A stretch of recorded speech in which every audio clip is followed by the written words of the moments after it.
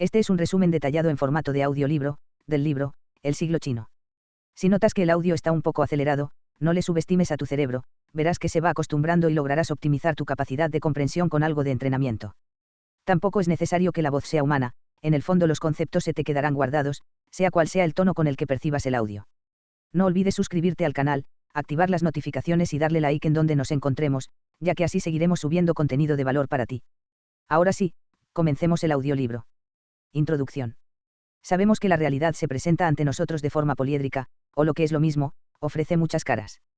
El caso del ascenso de China a potencia económica y política debe observarse desde múltiples perspectivas para así poder valorarlo con mayor objetividad. China es ya la segunda economía mundial y, de seguir creciendo al ritmo actual, dentro de 20 años logrará sobrepasar a EU. De hecho, en muchos sectores, especialmente los que son intensivos en mano de obra, China es ya el actor global dominante. Es previsible que en el futuro no solo retenga esa capacidad, sino que también añada sectores de tecnología media para posteriormente ascender hasta lo más alto introduciéndose en áreas en las que prima el conocimiento, que son las que tomarán las riendas de la economía mundial. El ascenso de China como potencia económica es imparable. Solo nos resta adaptarnos o ser absorbidos por la vorágine que se avecina. En el siglo chino, Oudet Senkar explica cómo funciona la maquinaria china y cómo el ascenso del gigante asiático va a afectar a los gobiernos, empresas, consumidores y empleados de otros países, en especial a los de Estados Unidos. La obra tiene por finalidad analizar el impacto de China en empresas, empleados y consumidores del mundo por una parte y, por la otra, evaluar las alternativas con que cuentan las empresas e individuos para seguir siendo competitivos en el nuevo entorno. La aurora del siglo chino. A pesar de las muchas analogías que se han realizado, el ascenso de China guarda más relación con el ascenso, un siglo antes, de EU que con el ascenso de Japón y los Cuatro Tigres, Corea del Sur, Singapur, Taiwán y Hong Kong. Asistimos al crecimiento de una futura potencia mundial, que goza de incomparables recursos, cuyas aspiraciones son elevadas y que además cuenta con una firme postura negociadora y con el apoyo financiero y técnico de una diáspora de ciudadanos experimentados en el mundo de los negocios. Sin duda el impacto de China será tan grandioso que se dejará sentir tanto en los países desarrollados como en los países en vías de desarrollo. Unos y otros necesitan desarrollar estrategias y buscar respuestas para hacer frente al reto que se les presenta. China logrará ascender gracias a sus recursos humanos y a sus capacidades. En primer lugar, la población china asciende según las cifras oficiales a 1.300 millones de personas, aunque se estima que podría sobrepasar los 1.600 millones. En otras palabras, una reserva casi infinita de trabajadores y no solo de mano de obra no especializada, sino también una cantidad cada vez mayor de ingenieros, científicos y técnicos especializados que, a medida que el sistema educativo se moderniza y las instituciones de educación abren sus puertas a la influencia exterior, están cada vez más a la par con los expertos de otras naciones. En este aspecto, China cuenta además con la aportación que realizarán, cuando regresen, los estudiantes chinos que hoy se forman en el extranjero, por ejemplo, en EU constituyen el contingente más numeroso. De hecho, el gobierno chino ya ha comenzado a poner en marcha programas para facilitar el regreso de los más brillantes. Otras fuentes de conocimiento tecnológico, científico y de dirección de empresas son las economías de Taiwán y Hong Kong por un lado, y por otro, la transferencia de tecnología de los centros de I+D montados por empresas extranjeras en territorio chino animadas por los incentivos concedidos por el gobierno chino, que con ello pretende que en el futuro se creen multinacionales chinas de la talla de Toyota, Sony y Samsung. Es igualmente cierto que China sufre también ciertas debilidades que necesita superar, como la falta de un sector servicios desarrollado, un sector bancario desastroso y una capacidad limitada para generar innovación tecnológica. Fue en el siglo XIX cuando las potencias occidentales obligaron a una débil China a firmar una serie de tratados de comercio desiguales. Mientras que a Occidente le interesaban el té y la seda chinos, los países occidentales poseían pocos productos que a China le pudiesen convenir. Un siglo después, lo único que ha cambiado son los productos que llegan a los puertos europeos y estadounidenses, ya que pocos siguen siendo los productos que suscitan el interés chino. Ello explica el déficit comercial estadounidense con China. En 2003, las 4 categorías en que más productos importó estaban relacionadas con la tecnología. El déficit comercial estadounidense con China es el mayor y el de más rápido crecimiento, pero también el que más afectado se ve por el régimen de protección intelectual que China ignora sistemáticamente. La razón de existir de ese déficit es que ambos países se encuentran en puntos diferentes de la curva de desarrollo, según la cual, a medida que se van desarrollando, los países pasan de la agricultura a la industria y de la industria a los servicios. De ello podría concluirse que la separación entre China y EU disminuirá en la medida en que China progrese. Sin embargo, este argumento resulta vulnerable ya que la gama de productos en que ambos compiten es grande y sigue creciendo. Además, China pretende retener los sectores intensivos en mano de obra al tiempo que avanza a otros más sofisticados. Por otro lado, cabe destacar que más de la mitad de las exportaciones de China las realizan multinacionales extranjeras, es decir, Foreign Invested Enterprises que son subsidiarias de empresas estadounidenses o han forjado con ellas joint ventures o empresas de riesgo compartido, ya que a EU le resulta relativamente fácil desmontar fábricas y trasladar la producción a China. Otra de las causas del desequilibrio comercial entre China y EU es la moneda china, el renminbi o moneda del pueblo, más conocida como yuan, que según la mayoría de los economistas está infravalorada, lo cual favorece las exportaciones. Dado que el dólar ha visto disminuido su valor respecto al euro y al yen, el gobierno estadounidense está presionando para que el yuan se revalúe y los productos chinos se encarezcan en EU, con el fin de que la competencia con los productos estadounidenses sea menos desigual. Entre las opciones monetarias que se presentan ante el gobierno chino se encuentran la de dejar que la moneda fluctúe libremente y la de establecer una franja de cambio más alta, pero hasta el momento China se ha resistido aduciendo que es una injerencia en sus asuntos internos. En 2002 la UE tenía un déficit comercial con China de 45.000 millones de dólares, sin embargo, las importaciones tan solo representaban un 1,8% de las importaciones totales, lo cual equivalía a la mitad de lo que importaba de Japón. Mientras Europa siga controlando sectores estratégicos como el automovilístico, China no será una amenaza, pero el día en que las exportaciones aumenten, las tornas cambiarán. Por su parte, las preocupaciones de Japón son ante todo geopolíticas, ya que el país isla resulta bastante vulnerable al ascenso de China. Las exportaciones de Japón a China representan aproximadamente la mitad de sus importaciones, muchas de las cuales las realizan empresas japonesas. En cuanto a los países en desarrollo, tienen en China a un duro competidor dados sus bajos costes laborales, modernas infraestructuras y las economías de escala que genera la concentración industrial, argumentos tan poderosos que incluso hacen palidecer las ventajas de México para alcanzar al mercado estadounidense gracias a su proximidad y al NAFTA. China fabrica 7 de cada 10 juguetes vendidos en el mundo. Hasbro y Mattel ya han trasladado su producción a China, manteniendo en EU el diseño, el desarrollo de nuevos productos y el marketing. Para la fabricación de juguetes se utiliza una tecnología más bien rudimentaria que, al igual que en el sector textil, no tiene ni valor estratégico ni implicaciones para la seguridad nacional. Pero China ya no se limita a la fabricación de juguetes. También fabrica a gran escala líneas de productos que, como los utensilios domésticos, por ejemplo, aún no desempeñan un papel importante ni en Europa ni en EU. La próxima fase consistirá en la subcontrata con empresas extranjeras manteniendo supervisión, branding y marketing en el país de origen. En el estadio siguiente surgirá un nuevo individuo, el del fabricante chino que exporta bajo su propia marca. Este proceso se verá favorecido por los avances en las cadenas de distribución global, que reducen los costes de importación de productos terminados y de componentes al transportar mercancías a la ida y a la vuelta sin realizar viajes de vacío. Aunque China depende en menor medida que países como Malasia o Bélgica de las exportaciones, necesita que continúen aumentando no solo con el fin de poder sufragar las importaciones de bienes capitales y materias primas, sino también como garantía de estabilidad política y social, pues China es una bomba de relojería que el desempleo podría accionar. De hecho, a lo largo de toda la historia de este país los campesinos desocupados han sido una fuente de alzamientos y revueltas. En el resto del mundo, los sectores en que predomina la mano de obra serán los más afectados en primer término, ya que resulta imposible competir con salarios chinos de poco más de 50 centavos de dólar por hora, complementados por una productividad mayor y mejores infraestructuras. Además, en cuanto las cuotas y aranceles desaparezcan, la competencia no hará más que endurecerse.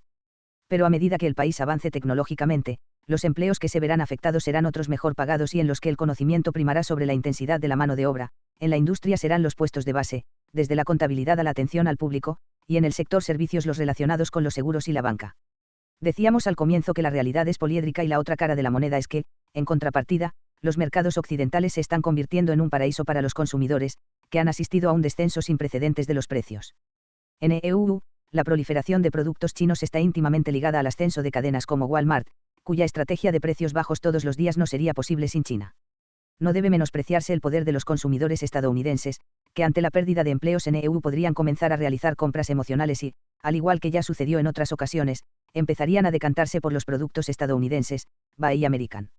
En todo caso, el ascenso de China repercutirá no solo en el consumidor, sino también en el panorama social y político, poniendo a los políticos contra las cuerdas y obligándoles a actuar. El reino del centro, el panorama económico y comercial chino está anclado en las antiguas tradiciones chinas, en las marcas dejadas por el pasado y las lecciones que de ellas se extrajeron. Comprender ese pasado resulta crucial porque arroja algo de luz sobre la China actual. De sus 5.000 años de historia, destacan 3 periodos: la época imperial, las décadas de entre finales del siglo XIX y comienzos del siglo XX, en que fueron humillados por los extranjeros y, más recientemente, los años de gobierno comunista, que van de 1949 a 1978. China realizó sus mayores logros en la época imperial, cuando llegó a ser no solo una potencia regional sino también la civilización más avanzada del mundo. Aunque fundado sobre una filosofía semirreligiosa denominada confucianismo, el sistema imperial también recibió influencias de otras ideologías como el taoísmo, el budismo legalista y el moísmo. Del confucianismo, que consideraba la formación académica como la actividad humana más importante, han llegado hasta el presente elementos como la disciplina, la estabilidad, el logro académico y el prestigio del funcionariado. El legalismo, pilar sobre el que se apoyó la dinastía Qin en su unificación de China, prescribió un sistema codificado de leyes de obligado cumplimiento. Por último, la filosofía moísta situaba a la nación en un lugar preeminente, anulando toda aspiración o necesidad individual. Durante la época imperial se desarrolló el primer sistema de oposiciones, en el que los mejores puestos eran ocupados por los que más méritos lograban. Curiosamente, dicho sistema no solo se sigue utilizando en la actualidad, sino que además es considerado como el modelo occidental de administración. A pesar de la falta de transporte y comunicaciones, el emperador controlaba sus vastos territorios gracias, por un lado, al sofisticado sistema burocrático compuesto por múltiples ministerios que operaban a escala central, provincial y local y, por otro, a la burocracia profesional. El representante imperial más poderoso era el funcionario de distrito, autoridad administrativa suprema que en su jurisdicción hacía las veces de juez, policía y guardián de la ley, lo cual explica en parte por qué China carece en la actualidad de un poder judicial independiente. A pesar de sus carencias, la burocracia imperial era el sistema administrativo más formidable de su tiempo, proporcionaba un entorno en el que primaban los intereses locales y las regiones escapaban a los intentos de la administración central por robustecer su gobierno, lo cual queda reflejado en el dicho "el cielo es alto y el emperador está lejos", en uso aún hoy. En el plano cultural, la época imperial vio el nacimiento de inventos que cambiaron el curso de la humanidad, como la pólvora, el papel o la imprenta. Sin embargo, los chinos no supieron desarrollar las estructuras mentales sobre las que fijar los principios generales de la ciencia y con ello cerraron la puerta a una innovación continua. Asimismo, no dieron con la manera de difundir y aplicar la innovación a la economía y al ejército. Ello no impidió que las naciones que rodeaban al imperio le rindieran tributo y adoptaran elementos de lo que consideraban una cultura superior, como la escritura. Incluso las dinastías extranjeras ocupantes, mongoles y manchúes, adoptaron la cultura china, por avanzada, en lugar de imponer la suya propia. El occidental fue el primer modelo de cultura, sociedad y economía que presentaba una alternativa a las ideas chinas. Además, el poder de convicción de los occidentales radicaba en su poderío militar y su abrumadora superioridad tecnológica.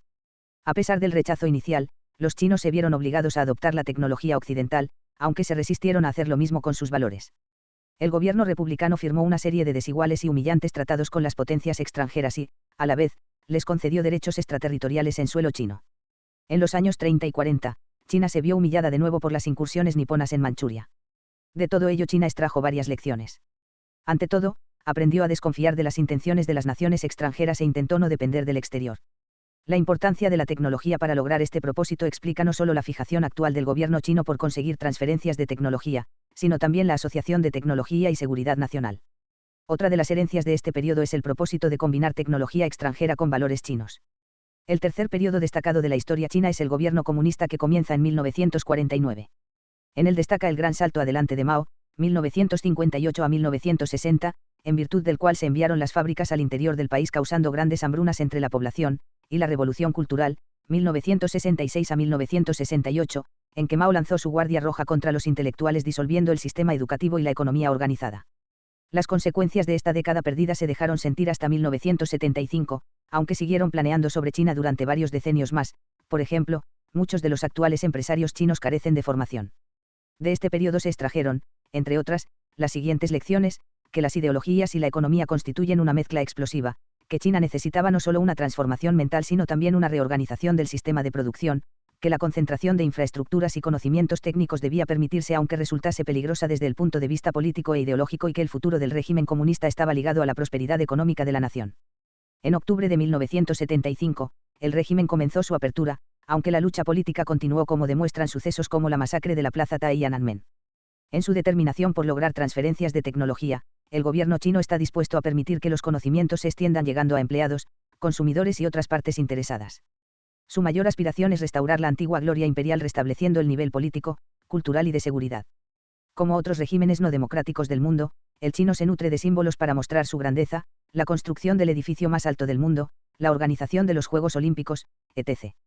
Sus aspiraciones políticas y económicas están alineadas. Sin embargo, la revolución económica china no se habrá completado hasta que una nueva generación de dirigentes tome las riendas de la gerencia empresarial y China pase, en primer lugar, de la subcontratación al diseño y desarrollo de nuevos productos y después a la generación de sus propias marcas.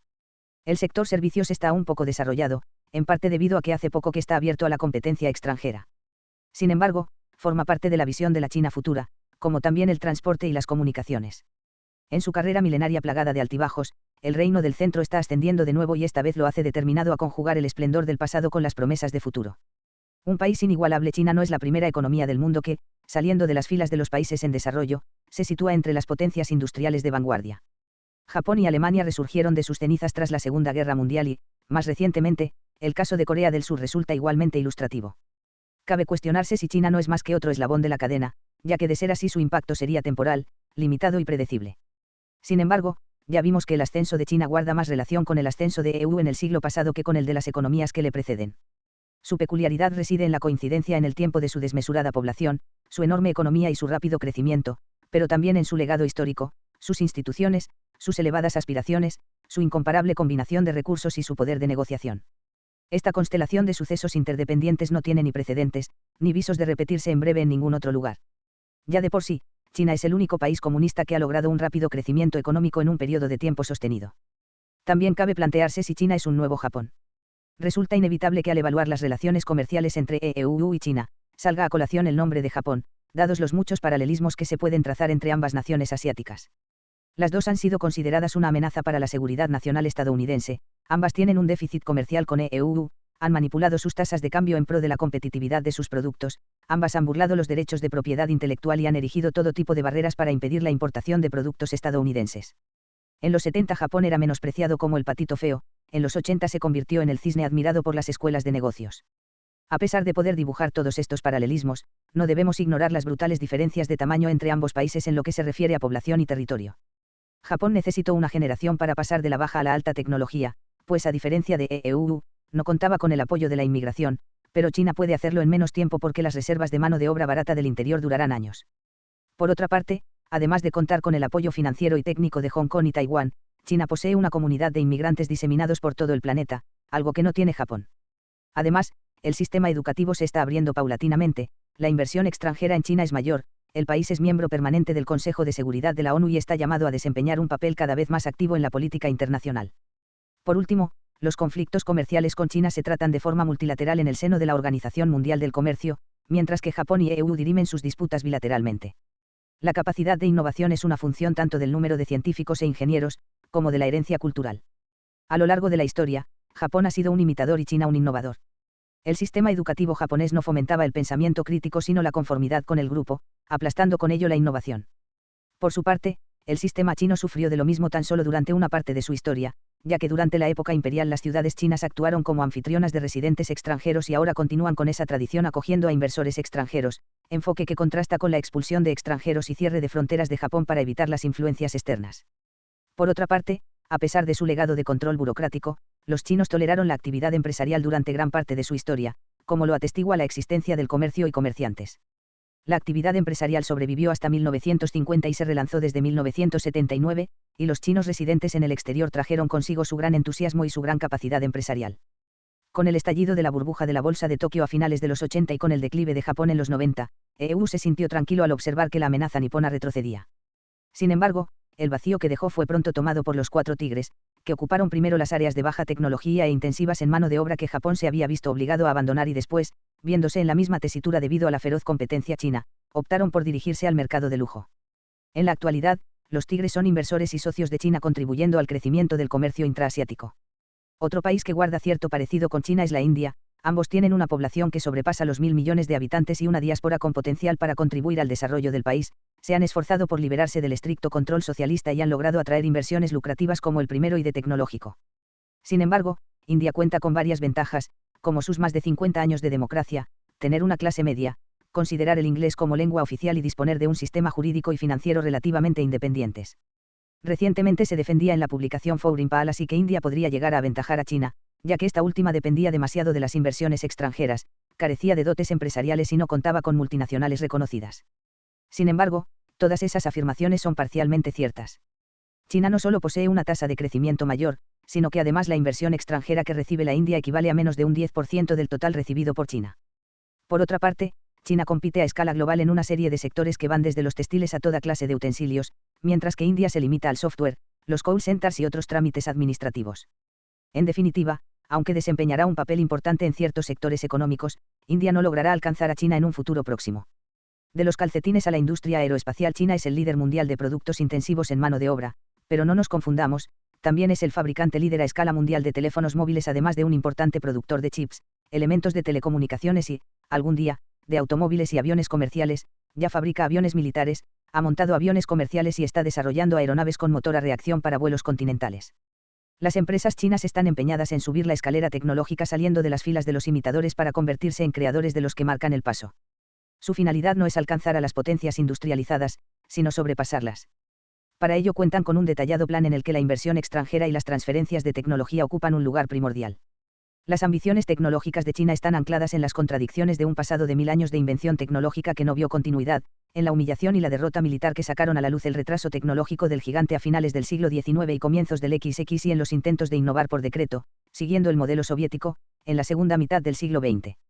Estas experiencias dan forma a las actuales aspiraciones y miedos del gobierno chino, su visión de la ciencia, el papel de la empresa, los obstáculos a los que se enfrenta y las estrategias para salir adelante. Tras la década perdida de la revolución cultural, el comienzo de las reformas que arrancaron en 1979 trajo consigo un aumento paulatino de apertura y transparencia. China había quedado tan por detrás del mundo desarrollado y de los 4 tigres asiáticos, que Deng Xiaoping y sus colaboradores identificaron el progreso tecnológico como la clave para la modernización, el poder militar, el crecimiento económico y la prosperidad. Fue entonces cuando comenzaron a importar tecnologías que ya estaban anticuadas en otros países, lo cual beneficiaba a ambas partes, al feliz vendedor que lograba deshacerse de ella y al comprador chino que se hacía con herramientas de producción más modernas que las existentes en China, cuyo manejo los ingenieros podían aprender con facilidad y que, por otra parte, utilizaban bastante más mano de obra que las modernas, lo cual desde la perspectiva del gobierno significaba menos gente desocupada. Pronto se dieron cuenta de que no bastaba con importar maquinaria, que también había que cambiar los métodos de administración, había que comenzar a pensar en la empresa como un conjunto integrado y sinérgico. Sin embargo, el gobierno consideraba que, aunque debía aprenderse de los extranjeros, dada su superioridad económica, militar y de conocimientos, era vital que la cultura y la sociedad chinas no se contaminasen. La inversión extranjera desempeñaba un papel clave en la transferencia de tecnología y por ello, una de las primeras iniciativas del gobierno fue dictar una ley que daba prioridad a la inversión en sectores intensivos en tecnología al tiempo que requería tomar un socio chino. Un joint venture era, a su entender, la mejor forma de lograr una transferencia amplia de conocimientos sin levantar recelos nacionalistas. Además, el gobierno incentivó a las empresas dispuestas a transferir tecnologías punta dándoles permiso para establecerse en el lugar deseado, concediéndoles exenciones fiscales prolongadas, brindándoles mayor libertad de acción en la administración de la empresa y prometiéndoles acceso al codiciado mercado nacional. Por el contrario, los proyectos que conllevan siempre la importación de tecnología extranjera, sin que exista una transferencia tecnológica, aparecen en la lista restringida. Por su parte, el establecimiento de centros de I+D en territorio chino se ha convertido en una prioridad para el gobierno. De hecho, uno de los factores determinantes en la concesión del derecho a invertir en Shanghái a General Motors en lugar de a Ford fue la promesa de establecer un gran centro de I+D y transferir tecnología moderna al centro. Hoy la lista incluye otras muchas empresas como Oracle, Siemens, Lucent, Nokia, Nortel, Agilent, IBM y HP. Se han creado en total más de 200 centros, si bien algunos observadores occidentales juzgan que se ha exagerado su importancia y que en ellos no se realizan auténticas innovaciones, sino que se limitan a adaptar los productos a las condiciones del mercado chino. Pero las transferencias de tecnología no solo dependen de la voluntad de los extranjeros para realizarlas, sino también de la capacidad de los chinos para asimilarlas, y lo mismo podría decirse de los centros de I+D. El país todavía tiene mucho camino por recorrer. En el año 2000, por cada millón de personas 459 científicos e ingenieros estaban realizando I+D en China, lo cual representa un 10% del total de EU. Los científicos chinos sacaron a la luz 9.000 artículos en publicaciones especializadas en ciencia y tecnología en el 2000, mientras que los estadounidenses publicaron 166.000. Las cifras dicen por sí mismas que China necesita mejorar también su humanware. Para ello, el gobierno ha emprendido una reforma fundamental del sistema educativo, al tiempo que intenta que regresen al país los ingenieros y científicos que se marcharon en pos de una formación en los países industrializados, a quienes en el argot se les denomina las tortugas, por alusión a la tendencia de esos animales a volver al lugar donde han nacido. Una de las carencias del legado chino de I+D era su insuficiente infraestructura para difundir la tecnología, tanto de propia creación como heredada, a la empresa. El crecimiento de las iniciativas de I+D y el lanzamiento de la ciencia y la tecnología son prueba de la determinación de las empresas por superar su papel de fábricas del mundo y convertirse en verdaderas compañías, capaces de desarrollar un producto y venderlo bajo su propia marca. El Rolex de $2 estima que en 1998 las ventas de productos falsificados alcanzaron los 24.000 millones de dólares, aunque la cifra real podría ser mucho mayor. Cuando el gobierno chino quiere mostrar que tiene la situación bajo control, da algún golpe de efecto. Para los propietarios de las marcas no resulta tan sencillo, pues temen que los consumidores dejen de comprar el verdadero producto por miedo a que sea falso. No obstante, China no es el primer país que ha violado los derechos de propiedad intelectual. En el siglo XIX, EU era uno de los mayores transgresores de los derechos de propiedad intelectual, pero a medida que se industrializó cambiaron sus intereses, dado que le iba más en proteger dichos derechos que en violarlos. China podría seguir el ejemplo de EU, Pero mientras eso sucede, continúa beneficiándose de la tecnología y reputación de marcas reconocidas en su mayoría de otros países, algo que las autoridades chinas toleran, apoyan e incluso a veces dirigen a escala local. La falsificación y sus varios derivados causan un daño enorme a los propietarios de los derechos de propiedad intelectual que, tras invertir en el desarrollo y marketing de productos, observan impotentes cómo los consumidores sustituyen el original por una imitación barata. De hecho, en algunas categorías de productos las falsificaciones han desplazado a los originales hasta el punto de convertirse en líderes del mercado. Y, es que, aunque algunas no son más que burdas imitaciones, otras están tan logradas que han despertado la admiración de los propietarios de las marcas, que en algunos casos han optado por realizar joint ventures con los falsificadores. Para los recién llegados al mundo empresarial, por su parte, las falsificaciones suponen un ahorro en costes de I+D que les permite ponerse a la altura de los países industrializados. Como primer productor mundial de nueva tecnología, EU es el país más vulnerable en este frente. Además, los lucrativos márgenes de beneficio que producen las falsificaciones atraen a las mafias internacionales, que se sirven de este medio para costear sus operaciones. Ante la corrupción en las altas esferas y el tamaño y el alcance de las violaciones, China ya ha demostrado ser un caso aparte. Lo más lacerante es que todo ocurre abiertamente: almacenes de falsificaciones que crecen como champiñones en pueblos polvorientos, fábricas encubiertas y fábricas legales, contrabando a través de las porosas fronteras chinas, venta en las calles y boutiques punteras de las grandes ciudades, etc. Todo ello, fruto de una combinación de circunstancias en las que influyen factores tanto legales como institucionales. Por una parte, aparece un poder judicial carente de independencia y capacidad para hacer cumplir las leyes y, por la otra, una falta de transparencia en los procesos administrativos y unos salarios que fomentan las prácticas corruptas en el funcionariado. Todo esto, unido al know-how, a la capacidad técnica y a la producción a gran escala, hacen de China un paraíso de la falsificación sin rival en todo el planeta. Esta inclinación a producir falsificaciones se achaca en ocasiones a la cultura y la tradición, reflejando una vez más el dicho de que el cielo es alto y el emperador está lejos. Pero también es cierto que el gobierno hace la vista gorda porque esas fábricas ilegales, a fin de cuentas, son una fuente de empleo en un país donde el paro constituye una grave amenaza económica, social y política. La fabricación y distribución de falsificaciones ha dejado de ser una actividad aislada para convertirse en una práctica sistemáticamente organizada con su propia producción, ventas y canales de distribución. Un ejemplo de ello es la tristemente célebre ciudad de Yiwu. Cuando los productos terminados no se envían directamente a quien ha efectuado el encargo, se mandan a centros de venta al por mayor como Yiwu, a donde acuden compradores al por mayor y minoristas para revisar la mercancía, comprar o hacer encargos y organizar los envíos. Estas cadenas son cada vez más sofisticadas y se financian tanto con los beneficios procedentes del lucrativo comercio de falsificaciones, como con las inversiones de nuevos accionistas, entre ellos las mafias asiáticas. En este ambiente, los fabricantes son una banda de diversa calaña, que van desde el individuo que lo organiza todo en casa, a fábricas, algunas veces propiedad del Estado, la ciudad o empresas locales, y otras veces empresas sombra, shadow business, establecidas para el propósito. Todos ellos sacan partido de la ventaja competitiva que les proporcionan los costes, pues no invierten en tecnología, no tienen que construir una imagen de marca y tanto los costes de materias primas como los de mano de obra están por debajo de los que consiguen los fabricantes legítimos. Las consecuencias de este sistema paralelo afectan de diversas maneras a muchas empresas. En algunos casos, la infracción arruina el modelo de negocio de una empresa, por ejemplo, el de los videoclubes, cuyos clientes prefieren comprar una copia de buena calidad por un precio similar al que pagan por el alquiler de un DVD. En otros casos, tienen que ajustar el modelo de negocio para paliar los efectos, como en el caso de las filmográficas que se han decantado por los estrenos mundiales. O mientras que unas empresas protegen su tecnología y know-how recurriendo a sistemas de protección como los smart chips o chips inteligentes, otras confían en su capacidad de generar nuevos avances tecnológicos antes de que aparezcan las imitaciones o mantienen el know-how en el país de origen trasladando a China la producción. Tener presencia en China facilita la imitación del producto, pero también proporciona otras ventajas como la de poder presionar a las autoridades de aquel país y tener acceso a su mercado. La lección que podemos extraer de todo esto es que todo empresario debe partir del principio de que si es susceptible de ser copiado, lo copiarán. Además, toda empresa que se decante por hacer negocios en China, debe incluir un minucioso plan de protección de sus derechos de propiedad intelectual.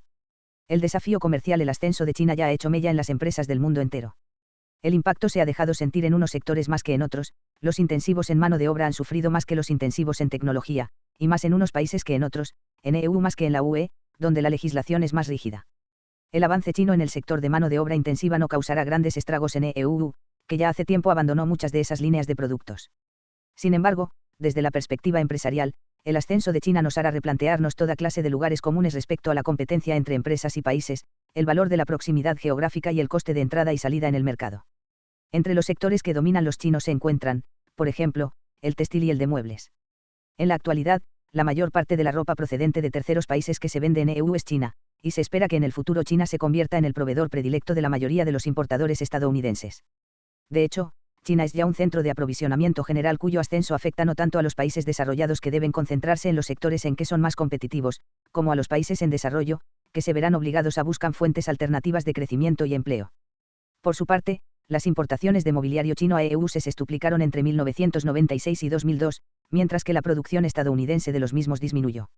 En junio de 2003, un fabricante de muebles de Carolina del Norte se quejaba ante el House Committee on Small Business de que un conjunto de dormitorio hecho en EU cuesta $22.755, mientras que uno chino cuesta $7.070, un 69% más barato, y acusaba a sus competidores por lo que consideraba una política de precios injustos en el mercado estadounidense gracias a los subsidios y manipulaciones monetarias del gobierno chino. El alcance del impacto no se limita a EU. Aunque China domina una serie de categorías de productos en la UE, el déficit comercial europeo es un tercio del estadounidense. Ello se debe, entre otros factores, a que los europeos protegen su mercado interior. En el mercado japonés, el impacto lo atenuaron la gran conciencia de marca de los consumidores japoneses y un sistema de distribución fragmentado e infranqueable. México, que esperaba beneficiarse de su proximidad a EU y del NAFTA, ha visto sus esperanzas tambalearse, ya que la proximidad tan solo supone un ahorro de 5 centavos por dólar y pronto China gozará de un mejor acceso al mercado estadounidense. Por su parte, los vecinos asiáticos de la Asociación de Naciones de Asia Sudoriental, ASEAN, por sus siglas en inglés, ven en China no solo a un competidor, sino también un motor económico del que temen depender. ¿Cómo deberían prepararse las empresas para el siglo chino? Para empezar, comprendiendo la naturaleza del cambio que se avecina y evaluando su incidencia en su sector, empresa y empleados y, a continuación, dejando constancia de su intención de reevaluar la razón de ser de la empresa, cuestionando no solo las prácticas y los procesos, sino también los fundamentos del modelo empresarial. Ello les hará poner en duda la validez de soluciones que funcionaron en el pasado y replantearse la cadena de valor, lo cual les conducirá bien a un nuevo modelo de negocio, bien a salir del mercado. No podemos asumir un enfoque business as usual. Para las empresas que están en sectores intensivos en mano de obra, la mejor opción es salir del mercado. Por doloroso que resulte para los empleados y la comunidad, es preferible tomar medidas drásticas que permitan que el capital y los recursos humanos se redistribuyan a dejarlos sangrar lentamente hasta morir. Las empresas que a pesar de todo decidan quedarse deben formular un plan estratégico, por ejemplo, dedicándose a líneas de productos en las que se destacan y en las que la mano de obra constituye una pequeña parte del coste total. Otra solución es expandir su tecnología a otras áreas relacionadas, no solo en el sector industrial sino también a áreas del sector servicios con buenas perspectivas de futuro. Por otra parte, especializarse en productos de lujo ha dejado de ser un pasaporte para el éxito, ya que las empresas chinas también están atacando este segmento. Ello convierte al desarrollo tecnológico y la innovación, que son el talón de Aquiles de China, en una solución para las empresas que sepan proteger su know-how. Estas deben partir del principio de que si se puede copiar, lo copiarán. Y resta la opción de que si no pueden ser vencidos, habrá que unirse a ellos. El outsourcing o aprovisionamiento en el exterior constituye una pieza clave del plan de supervivencia, ya que con un control de calidad adecuado permite reducir costes sin sacrificar ni la presencia en el mercado, ni la imagen de marca. Además, la presencia en China también es un comodín de cara a la entrada en el mercado chino. Al este a toda máquina, donde están los empleos, algunos críticos han achacado a la migración de empleos a China el desempleo en Estados Unidos. Se trata de una visión parcial, pues también entran en juego otros muchos factores como un aumento de la productividad gracias a la tecnología, la inversión de capital y la mejora de procesos, entre otros. Además, China tampoco es el único país que hace la competencia a EU. En lo referente a servicios, India se ha especializado en tecnologías de la información y call centers, Irlanda en procesamiento de reclamaciones a compañías de seguros y Rusia en diseño de aviones. Aún así, en una economía globalizada no debemos menospreciar el potente mercado laboral chino, compuesto por 750 millones de trabajadores. No existen estadísticas fiables y abarcadoras que reflejen las varias causas del aumento del desempleo, entre ellas destacan el outsourcing, el trade displacement o sustitución comercial que produce pérdida de empleo debido a importaciones que expulsan del mercado a los productos nacionales y el offshoring o realización de una fracción del trabajo en otros países. A pesar de que los datos que manejan los medios de comunicación suelen reflejar una parte de la realidad, queda claro que están creciendo los flujos de producción correspondientes a estos tres fenómenos. Con 2/3 del mercado global, EU se ha convertido en el líder mundial de offshoring. El McKinsey Global Institute estima que en EU se han perdido 200.000 puestos de trabajo anuales a causa del offshoring, mientras que Economy.com eleva la cifra hasta 300.000 y predice que se duplicará al final de la década.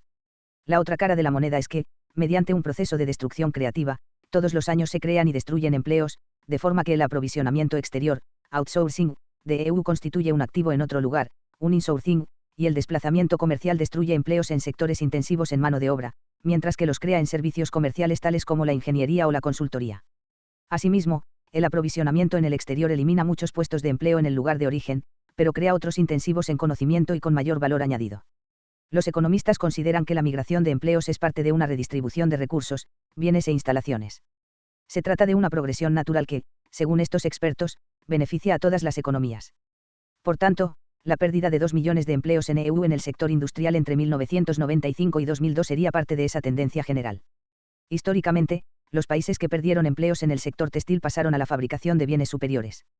La diferencia entre el patrón histórico y China es la gran reserva de mano de obra existente en el interior del país. Teniendo en cuenta que las escalas salariales son inferiores en el interior que en la costa, China alberga a todo un país en su interior. Las perspectivas no son nada halagüeñas si tenemos en cuenta que China no tiene intención de competir eternamente en los escalafones más bajos del mercado laboral, desempeñando empleos mal pagados y de poco valor añadido, tal y como los estadounidenses vaticinan. Por el contrario, pronto comenzará a competir por hacerse con empleos que crean mayor valor añadido y que hasta hace poco los países industrializados consideraron propiedad exclusiva de ellos. En la actualidad, ya se han visto desplazados de sus puestos los empleados de sectores en los que las importaciones procedentes de China aumentan con más rapidez, utensilios diversos, textiles y maquinaria eléctrica. Los trabajos más seguros son aquellos que requieren un contacto cara a cara con el cliente, los que dependen de redes de contactos sociales, los que no se pagarían más barato en otro lugar y los que no se pueden comunicar por tecnología, servicios personales y legales, sectores como la construcción y los servicios médicos. Asimismo, dado que las cadenas de distribución crecerán, con el aumento de transporte por barco harán falta empleados para servicios logísticos y distribución de bienes.